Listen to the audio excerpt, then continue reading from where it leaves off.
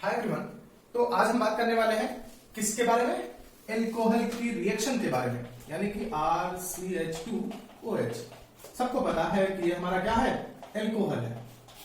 तो चलिए हम इस एल्कोहल को 3 डिफरेंट रिएजेंट से ट्रीट करेंगे और उन तीनों डिफरेंट रिएजेंट से ट्रीट करने के बाद में जो प्रोडक्ट मिलेगा हमें वो प्रोडक्ट सेम मिलेगा। तो इसको हम रिएक्शन ऑफ एल्कोहल भी कह सकते हैं और इसे हम एक और नाम से भी जानते हैं, एक और जो चैप्टर है उसमें भी पढ़ते हैं, यानी कि फॉर्मेशन ऑफ हैलो एल्केन। या 2 चीजें हैं यहां पर, या तो हम इसे क्या नाम दें, रिएक्शन ऑफ एल्कोहल नाम दें, या हम इसे कह सकते हैं फॉर्मेशन ऑफ हैलो एल्केन। ठीक है। तो यहां पर हमें एक जो बहुत ही इंपॉर्टेंट चीज देखने की जरूरत है वो ये कि हमारे पास में देखिए एज इट इज एक एल्कोहल है। अब ये एल्कोहल में देखिए जो हमारे पास में फंक्शनल ग्रुप है ये हमारा क्या है? OH फंक्शनल ग्रुप है। हाइड्रोक्सी फंक्शनल ग्रुप है। ये हाइड्रोक्सी फंक्शनल ग्रुप जो होगा वो क्या होगा हमारा? ये रिमूव हो जाएगा और इसकी जगह पर हमारे पास में क्या आ जाएगा? RCH2X आ जाएगा। यानी ये हमारा क्या आ गया? अब हैलो ग्रुप आ गया।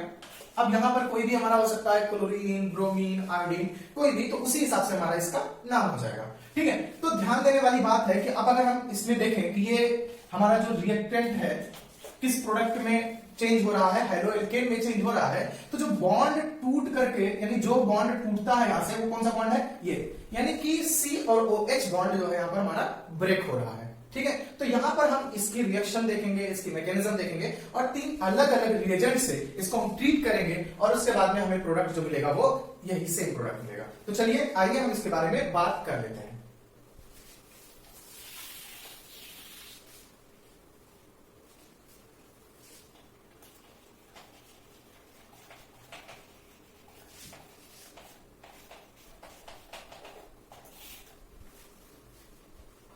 तो इसमें जो पहला है हमारा जो हमारा पहला रिएजेंट आता है वो हमारा क्या है? HX।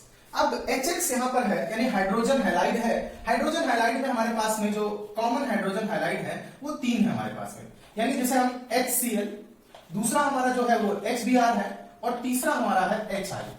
Hydrogen chloride, hydrogen bromide, hydrogen iodide. तो देखिए इसमें अगर हम रिएक्टिविटी की बात करें तो सबसे ज्यादा रिएक्टिव हमारा कौन होगा? Hydrogen iodide, then hydrogen bromide और देन ये हमारा हाइड्रोजन क्लोराइड, ये तीसरे नंबर पे आएगा रिएक्टिविटी में। ठीक है। तीनों से ही हम अगर ट्रीट कराएंगे तो उसके बाद में जो हमें हैलो एल्केन मिलेगा वो इसी के रिस्पेक्टिव मिलेगा। यानी अगर हम HCl से ट्रीट करेंगे तो क्या मिलेगा हमें? क्लोरो एल्केन मिलेगा। अगर HBr से करेंगे तो ब्रोमो एल्केन मिलेगा। HI से करेंगे तो हमें आयोडो एल्केन मिलेगा। ठीक है। अब यहां पर जो एक इंपॉर्टेंट बात है कि सबसे ज्यादा इसकी रिएक्टिविटी है, देन इसकी रिएक्टिविटी है और देन इसकी रिएक्टिविटी है। इसमें हमें अगर रिएक्टिविटी कम है तो कम रिएक्टिविटी को थोड़ा सा रिएक्टिव बनाने के लिए क्या करना पड़ता है? कुछ हम ऐसे कैटलिस्ट यूज करते हैं जिससे क्या हो कि रिएक्शन इजीएस्ट वे में हो सके। तो यहां पर जो HCl है इसकी रिएक्टिविटी के सपोर्ट के लिए हम लुईस एसिड यूज करते हैं एज अ कैटलिस्ट और इसके लिए लुईस एसिड जो हम यूज करेंगे वो हम यूज करेंगे ZnCl2 और या AlCl3। ठीक है। अब इसका रोल क्या होगा अभी हम इसके बारे में बात करेंगे। दूसरा है जो HBr है, इसकी रिएक्टिविटी थोड़ी सी हमारी क्या है? HCl से ज्यादा है, तो इसकी रिएक्टिविटी के लिए फिर भी HI से कम है, तो इसकी रिएक्टिविटी को भी थोड़ा इंक्रीज करने के लिए हम as a catalyst concentrated H2SO4 use करते हैं। H2SO4 यूज करते हैं एज अ कैटलिस्ट यूज करते हैं। ठीक है। अब जैसा कि हम बात कर रहे हैं कि हम किसके साथ में रिएक्शन करवा रहे हैं? HX के साथ में। किसकी रिएक्शन करवा रहे हैं हम? एल्कोहल की रिएक्शन करवा रहे हैं। यानी हमारे पास में क्या है? RCH2OH है। ठीक है। तो इसकी रिएक्टिविटी हम देखेंगे। अब हमारे पास में जो एल्कोहल है, एल्कोहल में भी हमारे पास में पता है सबको कि 3 टाइप के हैं। यानी कि हम ऑन द बेसिस ऑफ क्या करते हैं? फंक्शनल ग्रुप जिस कार्बन से अटैच्ड होता है, अगर प्राइमरी से अटैच्ड है तो उसे हम प्राइमरी एल्कोहल कहेंगे।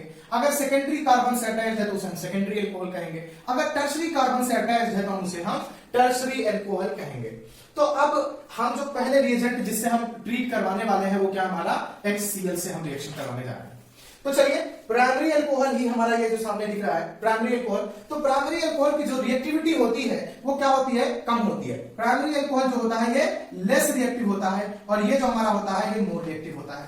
तो अगर रिएक्टिविटी ज्यादा है तो यानी कि कैटलिस्ट हमारे पास में रिएक्टिविटी बढ़ाने के लिए है, तो यहां पर इसकी रिएक्टिविटी तो कम है लेकिन इसकी रिएक्टिविटी ज्यादा है, इसका मतलब इसके साथ में ये बहुत आसानी से रिएक्शन दे देगा, ठीक है। लेकिन इन दोनों के साथ में इन दोनों की जो रिएक्टिविटी कम है, इसके लिए क्या होगा कि हमें कैटालिस्ट यूज करना पड़ेगा, ठीक है। तो चलिए हम देखते हैं कि प्रोडक्ट क्या बनता है। तो जैसा कि हमें मालूम है, हम क्या लेंगे, HCl लेंगे और इसके साथ में कोई भी ZnCl2 ले ले या हम AlCl3 ले लें, दोनों में से कोई एक कैटालिस्ट हम यूज करेंगे और यूज करने के बाद हम क्या करेंगे, प्राइमरी अल्कोहल को रिएक्ट कराएंगे, देन हमें क्या मिलेगा, RCH2Cl मिल जाएगा। अब ये हमारा क्या हो गया, क्लोरो एल्केन। हेलो एल्केन में क्या मिल गया हमें, क्लोरो एल्केन मिल गया। अब यहां पर हमें ध्यान देने वाली बात है कि हम प्राइमरी अल्कोहल से ट्रीट कर रहे हैं, हमें ये मिल गया। तो आपको याद होगा कि जब भी कभी हम प्राइमरी अल्कोहल की रिएक्शन करवाते हैं और यहां पर जो रिएक्शन हो रही है न्यूक्लियोफिलिक सब्स्टिट्यूशन रिएक्शन हो रही है, आप ये ध्यान दें। तो जब न्यूक्लियोफिलिक सब्स्टिट्यूशन, क्योंकि OH जो नेगेटिव है ये हमारा निकलेगा एज अ न्यूक्लियोफाइल ही निकलेगा, और ये जो Cl है वो हमें पता है कि Cl नेगेटिव ही होता है हमेशा, तो ये भी हमारा क्या है, एक न्यूक्लियोफाइल है। यानी कि एक न्यूक्लियोफाइल से हम दूसरे न्यूक्लियोफाइल को क्या कर रहे हैं, सब्स्टिट्यूट कर रहे हैं। ऐसे सब्स्टिट्यूशन रिएक्शन को क्या बोलते हैं हम, न्यूक्लियोफिलिक सब्स्टिट्यूशन रिएक्शन। अब न्यूक्लियोफिलिक सब्स्टिट्यूशन रिएक्शन में हमारी मोस्ट जो इंपॉर्टेंट है वो दो तरह की मैकेनिज्म है। पहली जो न्यूक्लियोफिलिक सब्स्टिट्यूशन रिएक्शन की मैकेनिज्म है हमारी, वो आती है SN1 मैकेनिज्म, और दूसरी जो हमारी आती है वो SN2 मैकेनिज्म, ठीक है। SN1 SN2। अब ये जो प्राइमरी अल्कोहल है ये कौन सी मैकेनिज्म को फॉलो करेगा, SN1 को फॉलो करेगा या SN2 को फॉलो करेगा। तो आपको ध्यान होगा, जब भी primary alcohol nucleophilic substitution reaction देगा तो कौन से फॉलो करेगा मैकेनिज्म को, SN2 मैकेनिज्म को फॉलो करेगा। ध्यान रहे, ये चीज बहुत इंपॉर्टेंट चीज है कि जब भी प्राइमरी अल्कोहल या अगर हम इससे यानी कि प्राइमरी हाइड्रो एल्केन से एल्कोहल अगर हम बनाते हैं या प्राइमरी हाइड्रो एल्केन का सब्स्टिट्यूशन रिएक्शन करवाएंगे या किसी भी प्राइमरी हाइड्रो को प्राइमरी ग्रुप वाले से, चाहे वो हमारा एल्केन हो, प्राइमरी एल्केन यानी जो भी फंक्शनल ग्रुप लगा हो, अदर हो, और उसको अगर न्यूक्लियोफिलिक सब्स्टिट्यूशन रिएक्शन करवा रहे हैं तो प्राइमरी वाला जो होगा हमेशा क्या देगा, SN2 मैकेनिज्म को फॉलो करेगा, ठीक है। तो ये हमें बहुत ही इंपॉर्टेंट बात है और ये ध्यान रखना है कि SN2 मैकेनिज्म को फॉलो करेगा। तो चलिए आइए इसके बारे में हम देख लेते हैं कि ये कैसे रिएक्शन होगी, ZnCl2 या AlCl3 इसका क्या यूज होगा और इसका क्या इंपॉर्टेंस है इस रिएक्शन में। आइए हम इसके बारे में देख लेते हैं।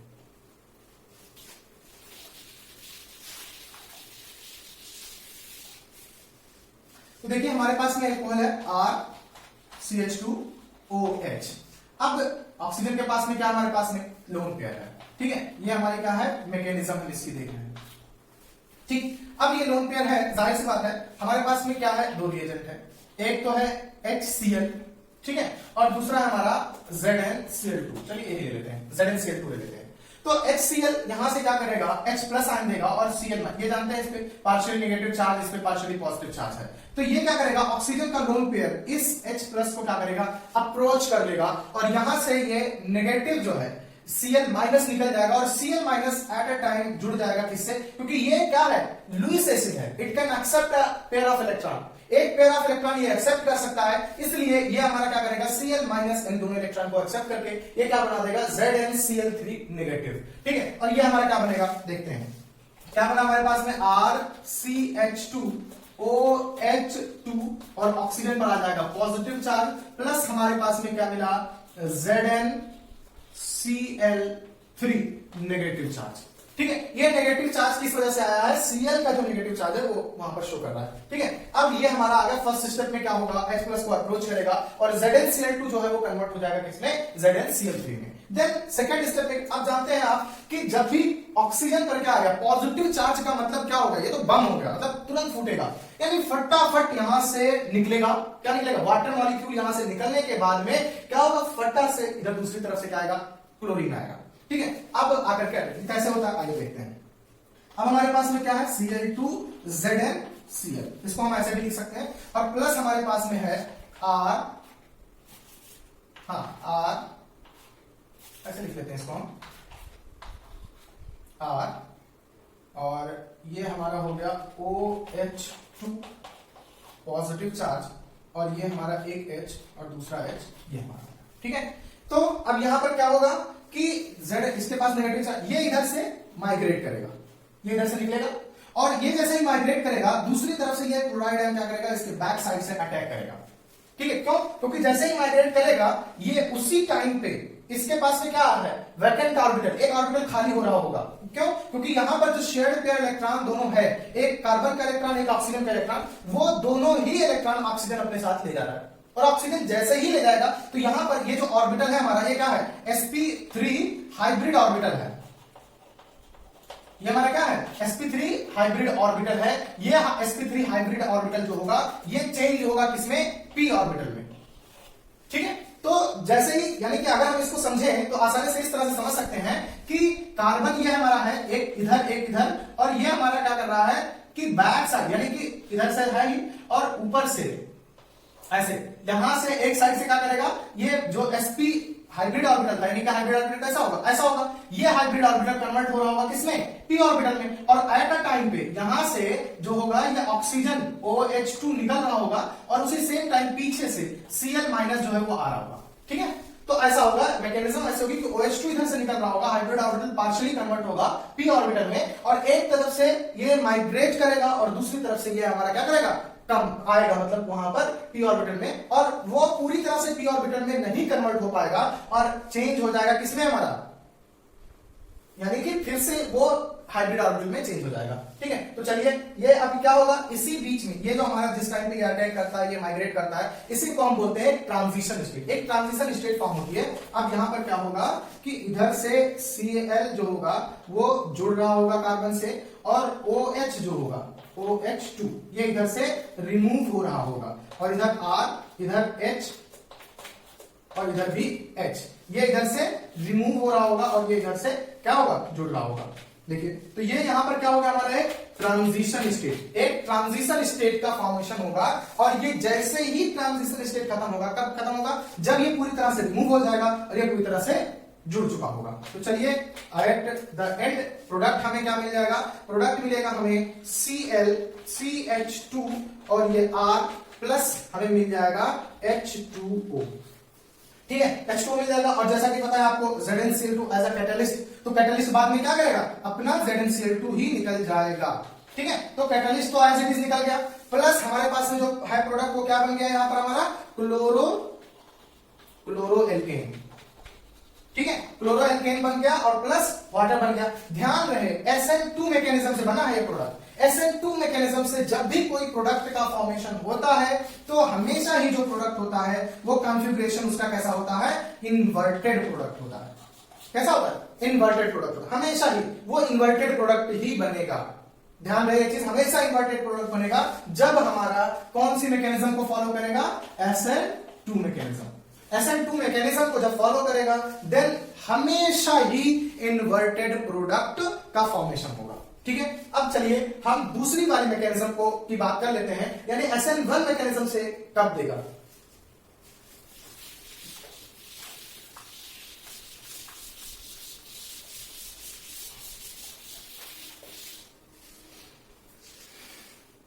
तो जाहिर सी बात है SN1 मैकेनिज्म कौन सा देगा, टर्शरी जो एल्कोहल होगा। टर्शरी एल्कोहल यानी हम अब ले रहे हैं RCR, ये कर ले R और ये OH हो गया, टर्शरी एल्कोहल है। ये हमारा SN1 मैकेनिज्म को फॉलो करेगा। SN1 मैकेनिज्म को फॉलो करने के बाद में हमें प्रोडक्ट का फॉर्मेशन होगा। चलिए, तो यहां पर क्या होगा, सेम एज इट इज जैसे वहां पर हुआ। तो क्या करेगा ये हमारा, यहां पर जो मैकेनिज्म है SN1 में, पहले लुईस एसिड आएगा। ठीक है, लुईस एसिड आएगा और क्या काम करेगा देखना आप, यानी कि जैसे हम यहां पर ले रहे हैं, चलिए AlCl3, इसके पास में वैकेंट ऑर्बिटल है, इस वैकेंट और इसके पास में क्या है, इलेक्ट्रॉन पेयर है। ठीक है, और ये इलेक्ट्रॉन पेयर इसको दे देगा अपने इस वैकेंट ऑर्बिटल के, जो इसका वैकेंट ऑर्बिटल है उसको दे देगा। क्या होगा, प्रोडक्ट का फॉर्मेशन, यानी कि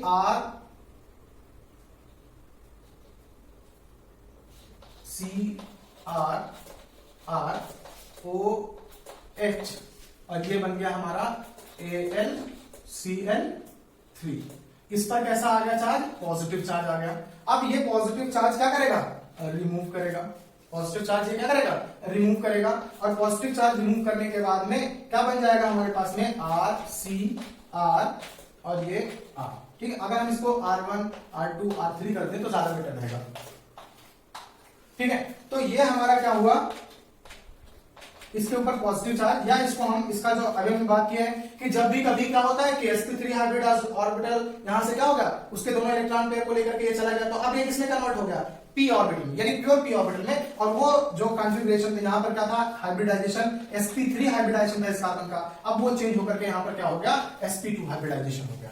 ठीक है, तो यहां पर जनरली हमारा AlCl3 यानी लुईस एसिड यहां पर क्या काम कर रहा है, जनरेशन ऑफ कार्बोकैटायन, यानी कि कार्बोकैटायन के को जनरेट करने में ये हेल्प कर रहा है। ठीक है, तो कार्बोकैटायन हमारा जनरेट हो गया। देन सेकेंड स्टेप में क्या होगा, सेम एज इट इज कि वहां पर क्या आ जाएगा, इसके पास में प्लस क्या बनेगा हमारे पास में AlCl3OH2, इसके ऊपर क्या आ गया, सॉरी OH, और इसके ऊपर आ गया नेगेटिव चार्ज। ठीक है, अब ये नेगेटिव चार्ज आया, देन इसके बाद में क्या होगा, HCl हमारे पास में है। ठीक है, HCl क्या करेगा, HCl से हमारा क्लोराइड आयन आएगा और वो उसके साथ में क्या बना देगा, प्रोडक्ट का फॉर्मेशन करेगा। तो चलिए हम देख लेते हैं, HCl और प्लस हमारे पास में है टर्शरी कार्बोकैटायन, यानी कि R1R2R3, और ये Cl माइनस जो है ये इधर से क्या करेगा, इसके जैसे ही इसका जो वैकेंट ऑर्बिटल है इस पर ये अटैक कर देगा, यहां से H प्लस निकलेगा, प्रोडक्ट क्या बन जाएगा हमारा